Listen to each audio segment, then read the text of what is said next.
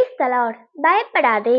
இப்போதும் யாக்கோபே, உன்னை சிருஷ்டித்தவரும் இஸ்ரவேலே, உன்னை உருவாக்கினவரும் ஆகிய கர்த்தர் சொல்லுகிறதாவது, பயப்படாதே, உன்னை மீட்டு கொண்டேன், உன்னை பெயர் சொல்லி அழைத்தேன், நீ என்னுடையவன். ஏசாயா 43:1. Hi friends. பாவ உலகில் பாவிகளாக சுற்றித் திரிந்த நம்மை தேடி வந்து மீட்டு ஆவிக்குரிய இஸ்ரவேலராக யாக்கோபின் சந்ததியாக நம்மை மாற்றிய தேவன் சொல்கிறார், பயப்படாதே, உன்னை மீட்டு கொண்டேன், உன்னை பெயர் சொல்லி அழைத்தேன், நீ என்னுடையவன் என்று.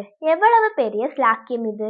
நம்மை பாவத்தின் அடிமைத்தனத்தில் சாத்தானின் அதிகாரத்தின் கீழ் பாதாளத்தை நோக்கி இருந்த நம்மை அவர் இரத்தத்தால் மீட்டு நம்மை பரிசுத்தவான், நீதிமான் என பெயரிட்டு அழைத்து நம்மை அவருடைய சொந்த ஜனமாக்கி இருக்கிறார். ஆதலால் நாம் இனி பயப்பட வேண்டாம். நம்மை பயப்படுத்தும் காரியங்களை இனி நாம் திரும்பி பார்க்க வேண்டாம். நாம் இப்பொழுது அடிமைத்தனத்தின் பிள்ளைகள் இல்லை. நாம் பயப்பட பயத்தின் ஆவியை பெறவில்லை. நம்மை பெயர் சொல்லி அழைத்து தனதாக்கி கொண்ட தேவன் பெரியவர். நம்மை பயப்படுத்தும் சூழ்நிலைகளை விட அவர் பெரியவர். சூழ்நிலைகளை மாற்ற அவரால் மட்டுமே முடியும். நம் தேவன் இயற்கையை கட்டுப்படுத்துபவர்.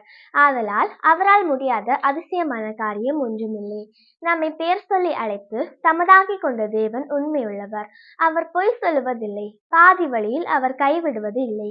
இயற்கை சூழ்நிலைகள் எல்லாம் எதிராக இருந்தாலும் நம்மை மீட்ட இரட்சகர் இயேசு கிறிஸ்துவும் அவர் நமக்கு ஈவாக கொடுத்த தேற்றரவாளனாகிய பரிசுத்த ஆவியானவரும் நம்முடன் இருக்கும் வரை நாம் பயப்படவே வேண்டாம்.